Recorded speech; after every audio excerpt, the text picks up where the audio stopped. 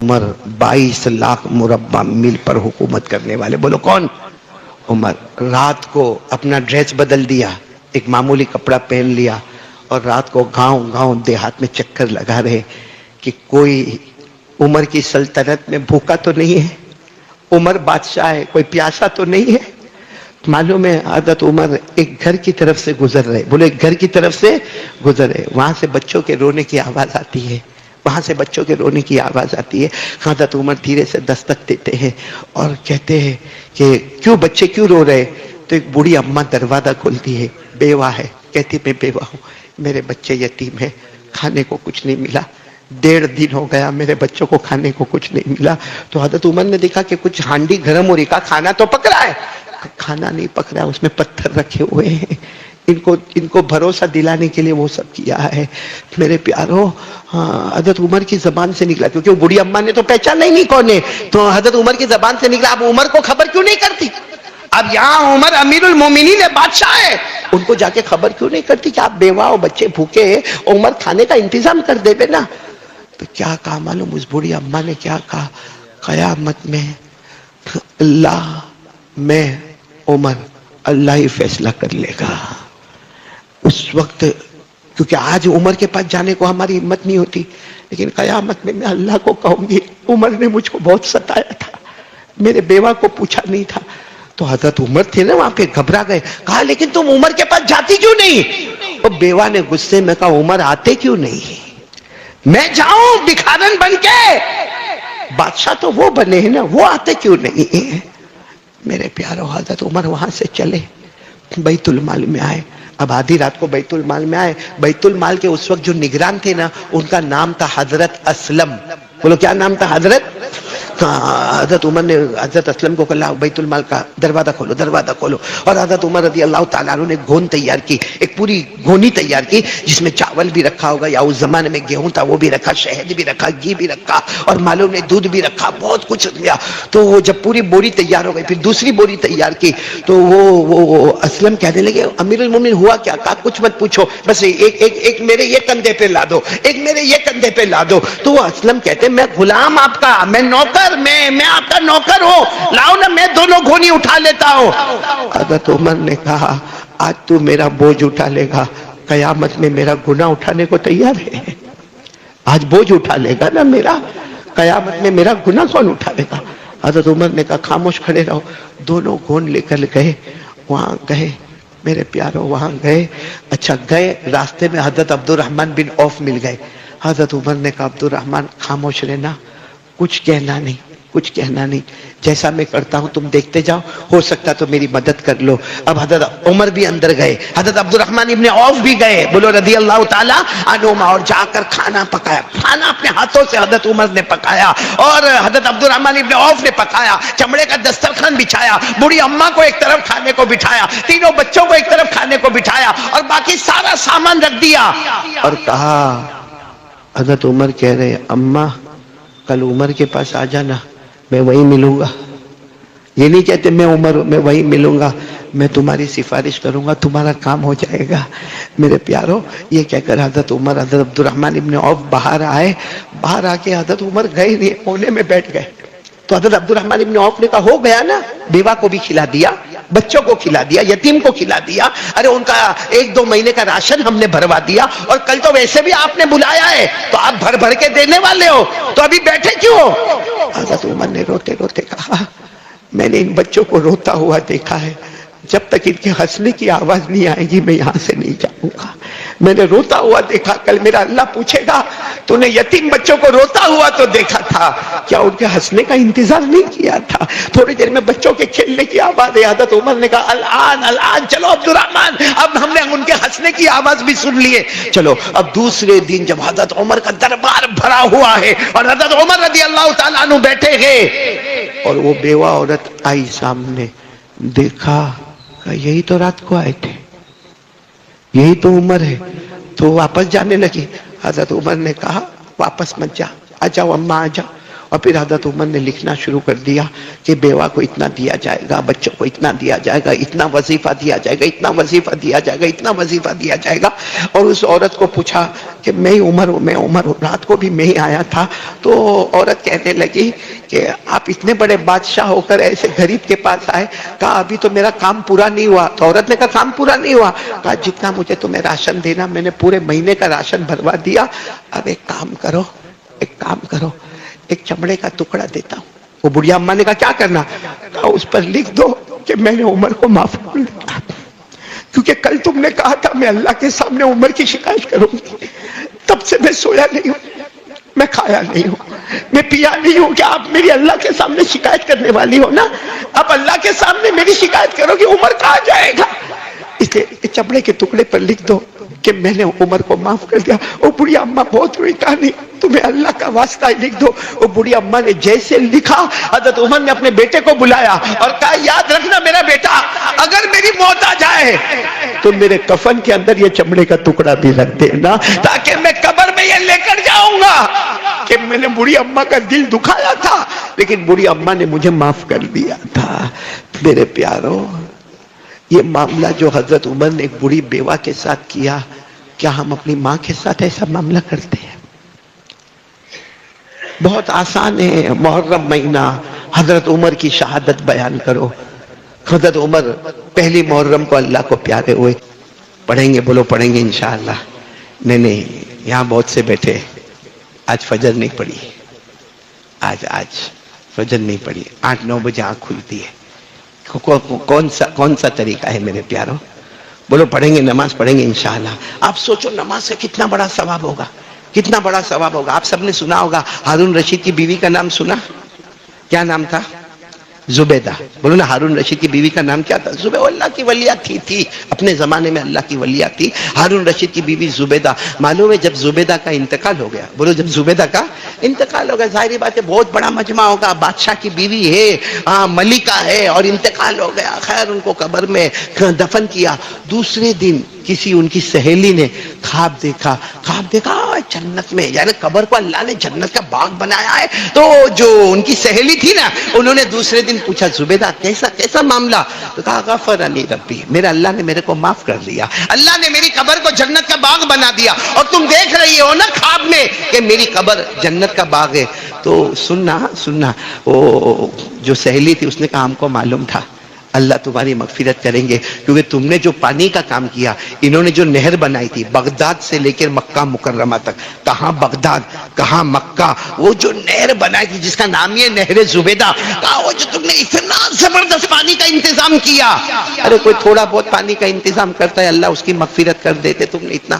تو وہ خواب میں کہتی نا اس کی تو پکڑ ہونے والی تھی، وہ سب بارے میں تو پکڑ ہونے والی تھی۔ تو وہ سہیلی گھبرا کے خواب میں پوچھتی پھر اللہ نے معاف کیوں کیا؟ کہ تمہاری نیکیوں میں سب سے بڑی نیکی ہے نہر زبیدہ کی نہر، تو پھر مغفرت۔ کہا مغفرت اس پر ہوئی کہ میں اپنے گھر کے آنگن میں بیٹھی تھی، بولو میں اپنے گھر کے آنگن میں بیٹھی تھی اور مسجد میں اذان ہونا شروع ہوئی، اور میرا دوپٹہ جو ہے نا، میرا دوپٹہ اس وقت تھوڑا سرکا ہوا تھا، اور عورتوں کے بال تو پردہ ہوتے ہیں نا، کہتے تھوڑا سرکا ہوا تھا، اور اذان دینے والے نے اذان دی اللہ اکبر اللہ اکبر۔ میں نے تھوڑی دیر کے لیے سوچا ایک طرف اللہ کا نام ہوتا ہو اور ایک طرف میرا سطر کھلا ہو، میں نے جلدی سے موٹا دوپٹہ لیا اور اپنے بالوں کو باندھ دیا۔ اللہ نے قبر میں مجھے کہا تو نے میرے نام کی عظمتوں کو اٹھایا، اذان کی عظمتوں کو اٹھایا، میں نے بھی تیری وہ عظمت بنائی کہ تیرے قبر کو جنت کا باغ بنا دیا۔ تو میرے پیارو، یہ اذان جو ہے نا وہ نماز کا مقدمہ ہے۔ بولو کیا ہے؟ نماز کا مقدمہ ہے۔ یعنی اذان آپ کو معلوم ہے باہر ہو رہی ہے، کبھی اوپر ہو رہی ہے، کبھی جماعت خانے میں ہو رہی ہے۔ اذان جو نماز کا مقدمہ ہے، جس میں نماز کے لیے بلایا جا رہا ہے، اس کا کوئی احترام کرے تو اس کی قبر جنت کا باغ بن جائے۔ تو جو نماز کا احترام کرے، کیا اللہ کے یہاں اس کا مقام ہوگا؟ کتنا اونچا مقام. قرآن کریم کو آپ پڑھتے جاؤ پڑھتے جاؤ پڑھتے جاؤ پڑھتے جاؤ. نماز کیا ہے تو معلوم ہوگا, نماز پڑھے گا تو اللہ رحمت عطا کریں گے, نماز پڑھے گا اللہ مغفرت عطا کریں گے, نماز پڑھے گا اللہ روزی میں برکت دے گا, نماز پڑھے گا اللہ گھر میں محبتیں دے گا, نماز پڑھے گا اللہ موت کے وقت کلمہ نصیب کرے گا, نماز پڑھے گا آخر میں قرآن پاک کی سینکڑوں آیتیں تو نماز پڑھتا جائے گا اللہ جنت عطا کرتا چلا جائے گا. نماز میں آخر کتنا بڑا پاور ہوگا, کتنا بڑا پاور ہوگا کہ حضرت حسین نے میدان کربلا میں بھی نماز, ارے بولو نماز, حالانکہ وہ وقت ایسا تھا, وقت ایسا تھا کہ اکیلے ہیں, سامنے سے معلوم ہے کہ دشمن حملہ کرنے والا ہے, پورا بدن لہو لہان ہو گیا ہے, ہونٹوں پہ سے خون کے قطرے بہ رہے ہیں, یعنی ایک گنجائش تھی کہ بھائی میں نماز اس لیے نہیں پڑھتا کہ یہ سب کے سب میرے اوپر حملہ کریں گے, یعنی میری موت ہے, میری موت ہے. لیکن حضرت حسین رضی اللہ تعالی, اچھا حضرت حسین رضی اللہ تعالی عنہ کے پاس سب گنجائش تھی. اس سے بڑھ کے کیا گنجائش تھی معلوم, کہ ہمارے نبی نے ان کو جنت کا پھول کہا تھا, جنت کی خوشبو کہا تھا.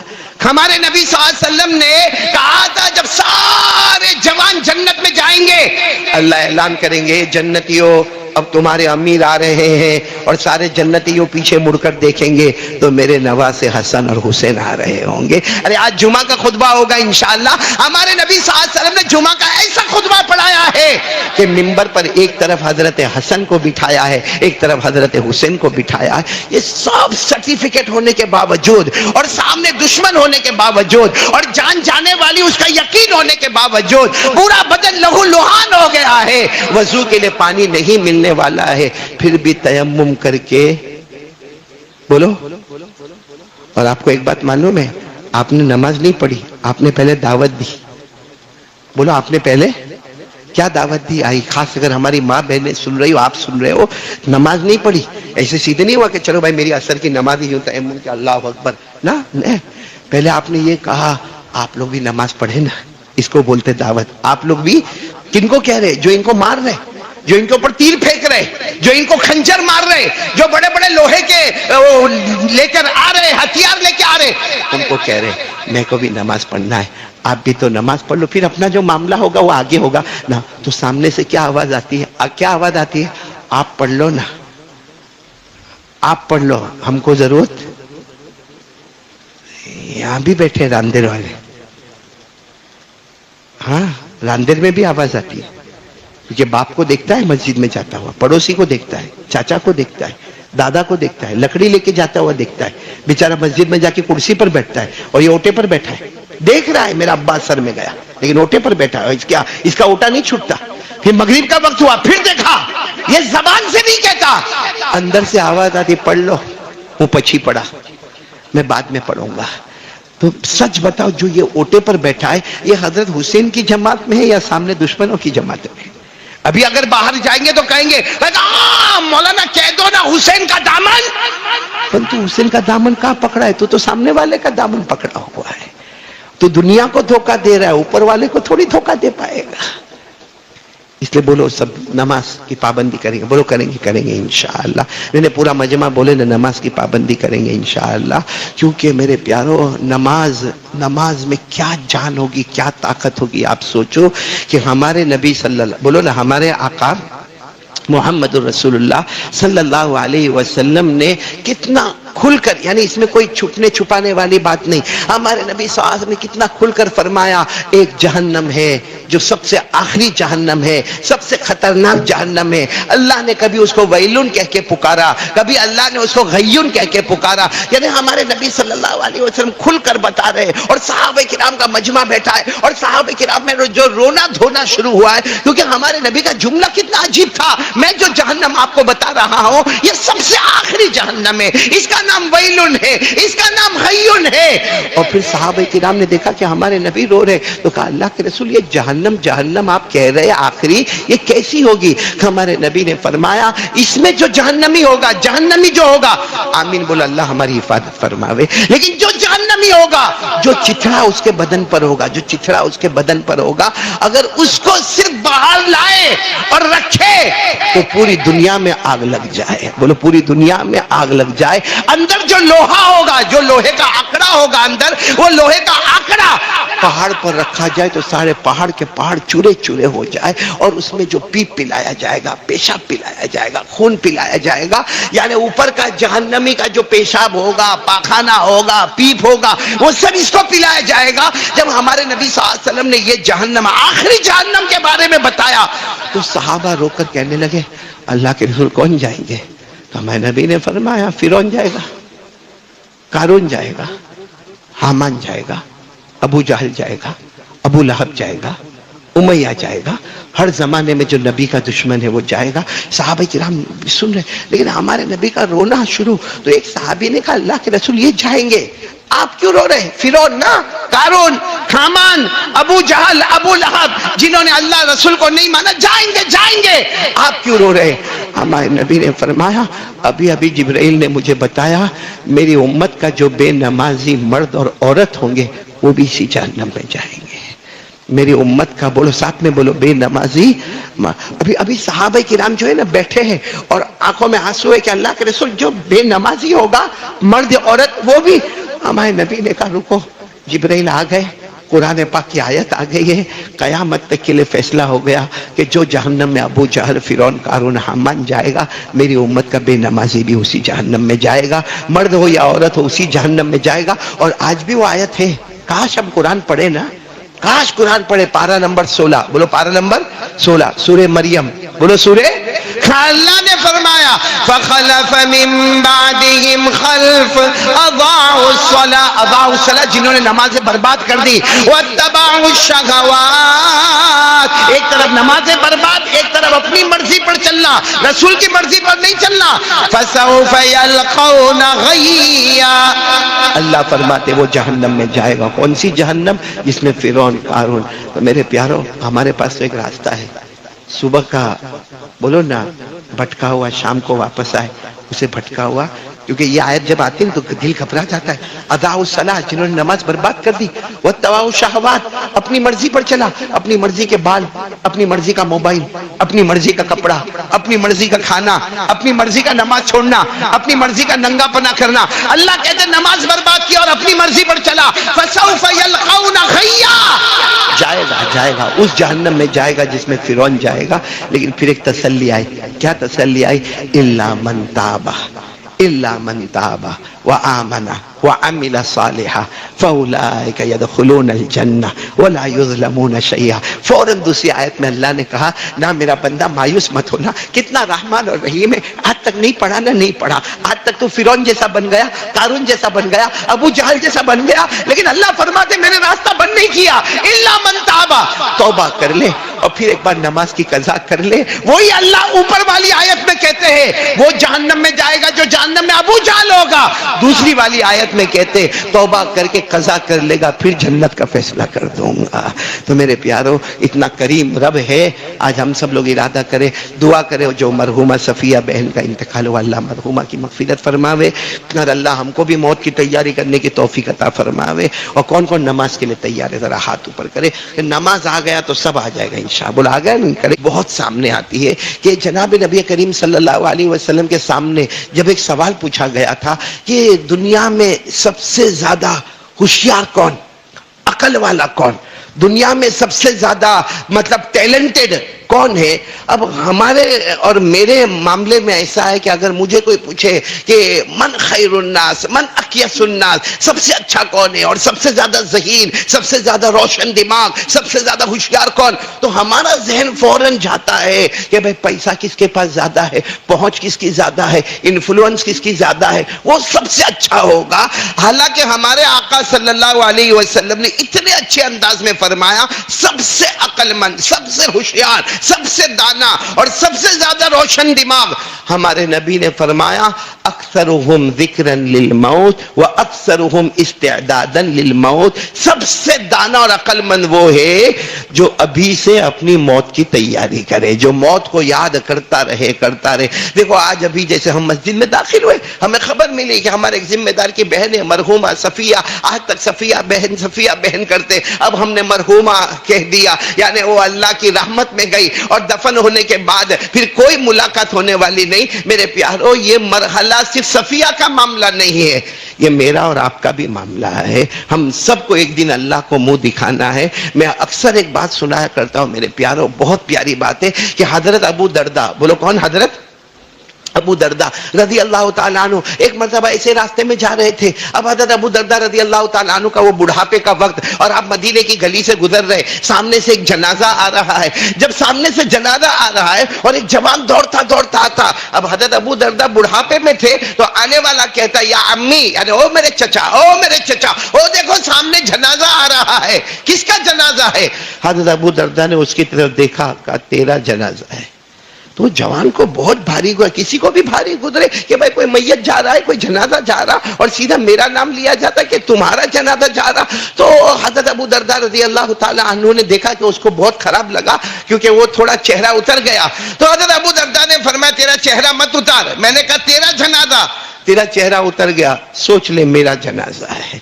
تو وہ کہنے لگا چچا آپ کیا کہہ رہے ہو؟ سامنے جنازہ، سامنے میت، تیرا جنازہ میرا جنازہ، تیرا جنازہ میرا جنازہ.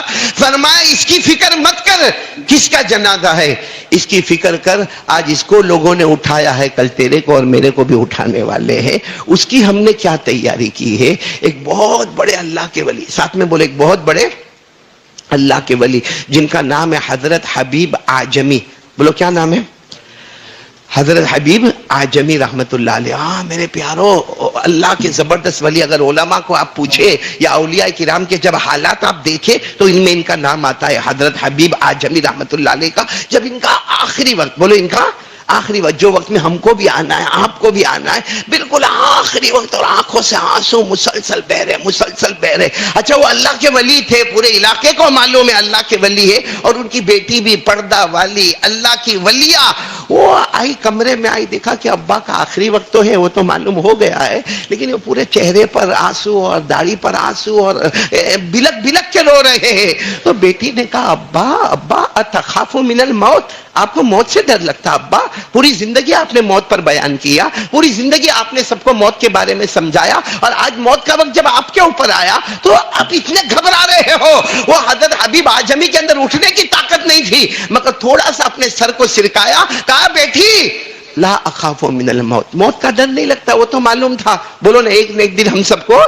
تو کہا پھر ابا ڈر کس کا ہے؟ بس وہ جو حضرت حبیب اعجمی نے جو جملہ کہا ہے، بہت مرتبہ ہمارے جمعہ میں خطبے میں وہ جملہ امام صاحب پڑھتے بھی ہے، لیکن ہم کو معلوم نہیں ہوتا چونکہ ہم کو عربی آتی نہیں ہے. کیا زبردست جملہ کہا ہے. وہ بیٹی کہتی ہے میرے ابا کی زندگی کا اتنا بہترین وہ اسٹیٹمنٹ تھا، کہا ابا موت سے نہیں ڈر لگتا.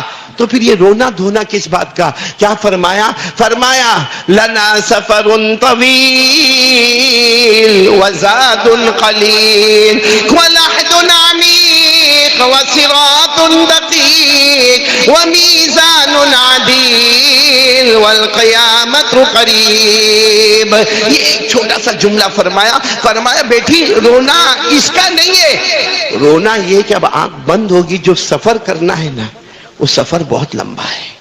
قبر سے لے کر جو آخرت تک کا سفر ہے نا بہت لمبا سفر ہے، کیونکہ قبر کی اندھیری کوٹھڑی میں سب چھوڑ کے چلے جائیں گے، کوئی ساتھ میں نہیں آئے گا، سب کوئی ساتھ میں. قبرستان کا دروازہ بھی بند ہو جائے گا، وہ پہلی رات آئے گی. تو بیٹی وہ جو سفر ہے نا، سفر، یہ سفر بہت لمبا ہے، یہ دنیا کے سفر سے بھی بہت لمبا سفر ہے. اور سفر میں آدمی کو کھانا پینا چاہیے، کپڑے چاہیے. کہا زاد قلیل، میرے پاس عمل بہت کم ہے، میرے پاس بہت عمل کم ہے. وَلَحْدٌ عَمِيقٌ، اور میری قبر بہت گہری ہوگی، بہت گہری قبر کو کھودا جاتا ہے. وَصِرَاطٌ دَقِيقٌ، اور جب قیامت کا میدان ہوگا اور پل بنے گا، وہ پل بال سے زیادہ باریک ہوگا، تلوار سے زیادہ تیز ہوگا، اوپر پل ہوگا، نیچے جہنم ہوگی. والمیزان عدیل، اور ایک وہ وقت آئے گا اللہ کے ہاتھ میں ترازو ہوگا اور اچھے اور برے اعمال تولے جائیں گے. تو بیٹی یہ جو سفر ہے نا اس کے لیے رونا آتا ہے، موت کی وجہ سے رونا نہیں آتا. اتنا کہا، آسمان کی طرف نظر کی، لا الہ، بولو الا اللہ محمد رسول اللہ. بیٹی کہتی ہے میں ابا ابا ابا کرتی رہ گئی، لیکن ابا نے اپنی آنکھوں کو بند کر دیا. وہ بیٹی ابا کے دونوں کندھوں کو پکڑ کر کہتی ہے کہ آپ نے کہا، آپ جیسے بزرگ نے فرمایا کہ سفر بہت لمبا ہے، عمل بہت کم ہے. بیٹی کہتی ہے اللہ کی قسم، جس کمرے میں میرے ابا کی وفات ہوئی اسی کمرے میں میرے ابا نے 18,000 قرآن پاک کو مکمل کیا تھا. یہ تو اس کمرے کی بات ہے. 18,000 قرآن پاک کو مکمل کرنے والا کہتا ہے کہ سفر بہت لمبا ہے، عمل بہت تھوڑے. ہم نے کتنا قرآن پاک میرے پیارا؟